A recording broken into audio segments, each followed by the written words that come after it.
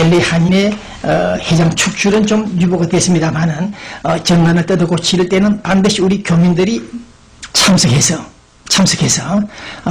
정관을 수정 개정하자 이렇게 말을 하기 때문에 본 기자가 동조했고 또 한인에 찾아가서 어제도 한번 확인해 봤습니다.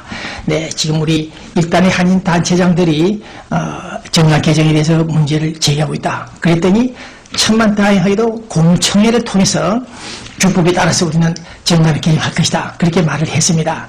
다행한 일이었고 앞으로도 그렇게 해야 되겠죠. 그런데 문제는 이번에는 정관 개정을 하는 데 있어서 한인의 이사들이 마음대로 뜯어 고치지 않고 공청회를 통해서 개정하겠다. 그런 말을 했고 그렇게 행동을 한다면은 2000년도 하기안이라는 당시 한 회장이 무차별 무분별하게 정관 약 30개 조항 중에서 약 10개 이상 뜯어 고친 그런 범죄인은 비판받아야 될 것이고 불법이 아닌가. 왜 이제 와서 공청회를 하려고 하느냐. 진짜 공청회 해야 될 것이 아닌가. 그것이 우리 LA 단체장 200시의 지적이기도 합니다만은 문제가 좀 있다. 그래서 결론이 무슨 말이냐 하면은 한인의 정관 개정에 대해서 우리 한인 단체장들이 등등 동참하자. 그 뜻은 참 좋다. 그러나 이제 임기가 6개월밖에 남지 않은 스칼렛 한 회장을 엄해한다? 지나치게 데미지를 입히려고 하는 그런 행동들을 볼 때 좀 뭔가 배우가 좀 이상하다. 그래서 본 기자가 한번 추적을 해봤는데 이 한용 씨가 지금 총대를 맺죠. 우리 한인 사회 차세대 주자입니다. 네, 사람은 좋은데 이분이 한우의 전직 한인 회장들의 모임 단체 그 사무총장직에 있습니다. 사무국장직에 있는데 그 한우의 회장이 하기안 씨입니다. 그러니까 하기안 씨와 사무국장 두 사람이 짜고 CRA 자금 미국 LA 정부에서 주는 190만 불을 공동 사인하지 않는다. 스칼레엄이 그래서 불만 가지고 있던 하기안 팀에서 이 여자를 쫓아내자. 그런 전략이 아닌가. 그런 유추를 해보고 있습니다. 그래서 앞으로 스칼레엄 한 회장이 사인 서명하지 않을 경우 190만 불 돈을 받는 데 있어서 그러면 우리는 좋다. 앞으로 6, 7개월 후에 새로운 한인 회장이 나타나면은 그분과 협상해서 사인 받겠다. 이렇게 나오고 있습니다. 어쨌든 간에 한인회가 지금 어렵게나마 봉사를 좀 하려고 하는데 느닷없이 몇몇 단체장들이 나서서 정관 개정 문제는 좋은데 축출까지 하려고 했다는 그런 업무를 볼 때 이건 좀 불순하다. 그런 생각을 갖고 있습니다. 네. 그 다음 북한 관계입니다. 예상했던 대로 북한에서는 우리 남한에서 사용한 휴대폰을 도청을 한다는 얘기가 있죠. 감청. 네, 그 얘기를 오래전부터 들었습니다. 또 전두환 대통령 시대에도 그런 얘기 있었죠. 정부 기관 간의 유선전화도 조심하라. 북한에서 감청하고 있다. 그런 얘기 있었습니다만은 특히 전자 무기를 북한이 엄청나게 개발하고 있다는 뉴스가 나와 있습니다. 국방부에서 발표를 했는데 100km 이상 GPS 교란 거리에서 감청도 할 수 있고 교란시킬 수 있는 전자 무기가 있다. 네, 상당히 걱정스러운 사태가 일어나고 있습니다. 본기자 역시 10년 전에 김정일이가 해커 부대를 양성한다? 그런 뉴스를 들었을 때 이놈들이 앞으로 컴퓨터 해킹을 통해서 등등 전자전쟁을 벌이겠구나. 그런 판단을 하고 인터넷 신문에 많이 보도를 했습니다. 그것이 오늘 10여 년 만에 현실화되고 있습니다. 네, 어쨌든 간에 북한의 사이버 테러 전자전이 시작되는 오늘 이 시간 우리 정부는 그 도발에 대한 대책이 있는지 묻고 싶습니다. 국가정보청사 안에 들어앉아서 북한 TV 뉴스나 들으면서 정보를 분석하고 있는지 아니면 노동당 심층부에 간첩 한 마리 정도를 심을 수 있는지 능력이 있는지 모르겠습니다. 네, 한심하고 안타까운 우리 국가정보를 바라보면서 힘을 키우고 있는 북한의 소위 배낭 테러, 사이버 테러에 대한 대책이 무엇인가 알고 싶습니다. 그 다음 중요한 것은 우리 탈북자들이 지금 서울에 한 2만 명이 와 있습니까? 오늘 아침 뉴스도 보니까 우리 미국 국무부에서는 그동안 탈북자들이 약 2012년부터 들어왔죠? 시작했죠? 무려 200명이 이상 육박하고 있다는 뉴스가 나와 있습니다. 이럴 때 지나간 노무현 시대이긴 하지만은 노무현 정부 때 북한에서 탈출한 여자들이 국가정보원에 와서 조사를 받죠. 일단 탈북자에 대해서는 조사를 받는 과정에서 이놈의 국가정보원 조사관들이 빨갱이들 색깔이 묻어있는 인간들이었는지 탈북해온 여자들 앞에서 너 여자 중국에서 어떤 남자를 만났느냐, 어떤 남자와 먼저 배꼽을 맞추느냐, 섹스를 했느냐, 성관계를 했느냐, 그런 것을 신문했다고 합니다. 그래서 어이가 없던 그 여자가 차마 말을 못하고 이제 와서 폭로를 했습니다. 네, 이런 사실을 상기해 볼 때 국가정보원, 우리는 자유와 진리를 향하는 무언의 소리 없는 국헌을 국가 이익을 위해서 헌신한다.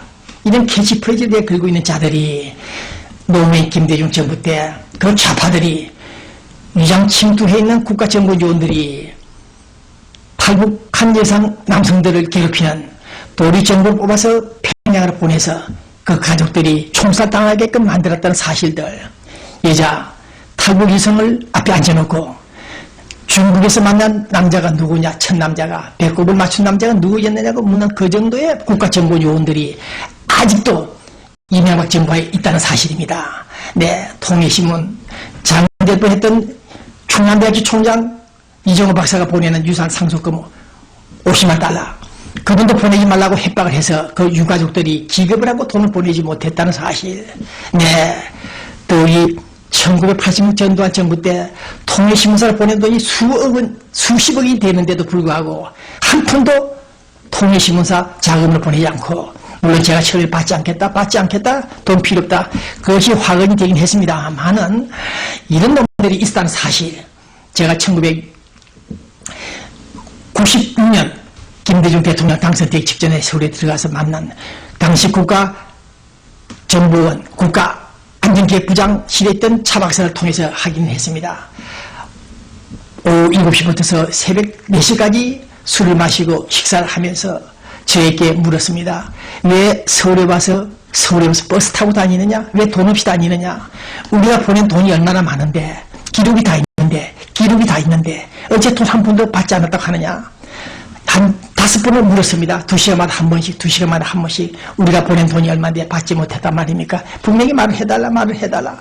결국 새벽 4시, 5시까지 내가 성질을 냈습니다. 내가 돈 안 받았다 하는데 왜 받았느냐고 자꾸 묻느냐고 했더니 결국 대화는 끝났습니다만은 통신문을 보내는 자금들을 모조리 해쳐먹은 놈들, 그런 놈들이 지금도 국가정보원 안에 들어앉아 있으며 탈북 여사들을 앞에 앉혀놓고 중국에서 만난 남자 성관계자를 찾는 이런 신문조들 볼 때, 그러니 그들은 북한에서 생명을 걸고 목숨을 타고 내려온 탈북자들을 모조리 쫓아서 북한으로 돌려보내버린, 그래서 그들은 어떻게 됐겠습니까? 정치범 수용소? 아니면 공개처형이 됐겠죠. 이런 살인을 한 이런 자들이 자유진리라는 이름을 언필칭 말끝마다 자유진리를 향한다, 거창한 구호를 내세우는 이 자들이 내부 그 조직들을 바라볼 때 아직도 실무팀에는 북한과 연계되어 있는 자들이 들어앉아서 남북정상회담을 시도하고 있으며, 그동안 30년 이상 남북정상회담 등을 통해서 대북 포용정책을 통해서 국가적 국민적 손실이 약 6조 원에 이르고 있음에도 불구하고 아직도 정신을 차리지 못한 국가정보원 내부에서는 그 상부에 있는 자들은 서울시에서 사출된 자들이겠지만은 내부에 앉아있는 그 실무자들이 북한 공산당과 어떤 연계가 되어 있는지, 탈북자들을 도리어 북한을 쫓아보내버리는 이런 작태를 볼 때 이들은 진정으로 대한민국 건국 이념과 자유민주 체제를 수호하자는 이 헌법 정신들을 모조리 모독하고 있다. 네, 이런 점에서 오늘 저는 이명박 대통령까지 기대를 해서라 그분 역시 맥을 추지 못하고 임기가 끝나는 것으로 나타나고 있습니다. 보수 세력을 키우지 못하는 이 대한민국 헌법 그 자체가 보수를 지향하는 것입니다.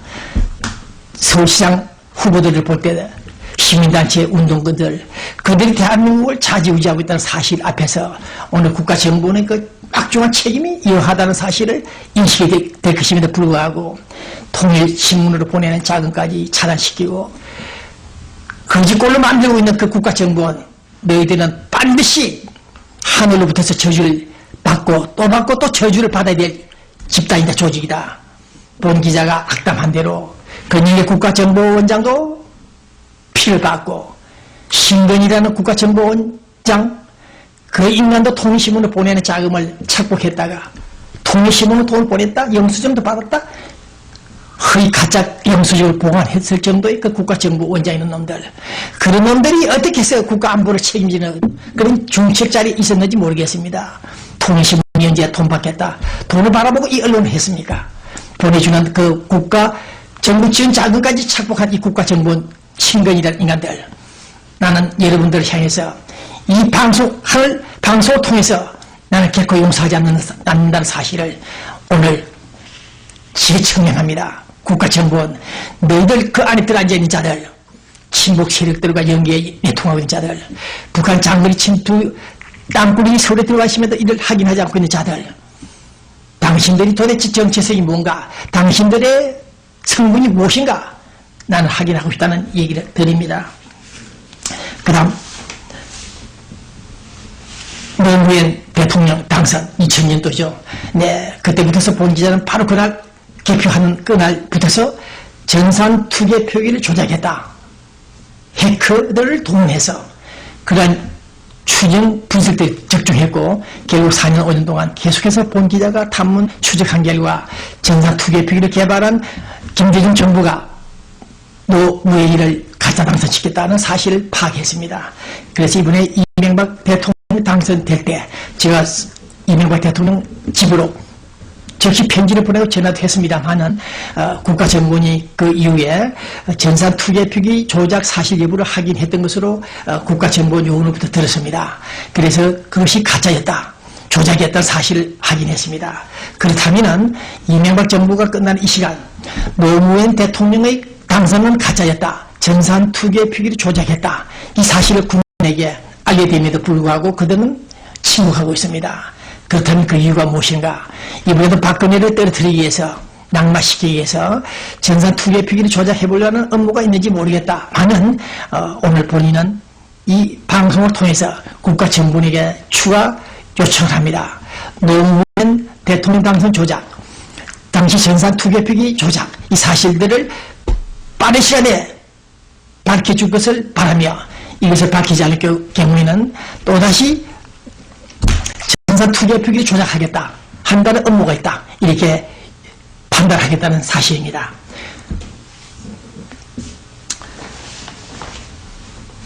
끝으로 국가정보원 조사관, 북한에서 탈출한 탈북 여성을 모독한 그 자를 긴급 체포하라 요구합니다. 국가정보원장은 해외 담당 2차장들은 즉시 그자가 누군가를 찾아서 긴급 체포해서 파면시킬 것을 요구합니다. 김현희 폭발까지, 김현희 858 공동에서 대한항공기 폭파한 그 김현희를 붙잡아 그것은 앙기부 조작이었다고 말을 하라고 했던 그 좌파들의 국가정보원, 그런 자들이 있었기 때문에 오늘 우리는 아직도 국가정보원에 대한 정통성, 그 존립 가치에 있어 인정할 수 없다, 그런 생각을 갖고 있습니다. 통일신문으로 보내는 자금까지 착복한 국가정보원장들 얼마나 돈을 헤쳐먹었는지 오늘 본 기자는 여러분들을 향해서 정말 피를 쏟는 심정으로 규탄한다, 이 점을 국가정보원장에게도 말씀을 드립니다. 이명박 대통령에게까지 이러한 사실 진상을 규명해달라고 했으나 말 한마디가 없습니다. 이런 자들이 대한민국을 사기치는 자들이 아닌가, 본 기자는 그렇게 최종 판단했습니다. 말로는 국익을 위한다고 운동을 하지만은 내실은 북한과 내통하고 있다는 사실, 북한 쪽으로 기울고 있다는 사실, 천안함 희생자들이 여하했는데 1년도 되지 않아서 천안함에 머무를 수 없다, 연평도 사건을 생각할 수 없다, 북한으로 달려가자 김정일 너희를 만나자. 달려가려고 모셔 쳐다가 또 깨져버리는 그 같은 이런 남북 정상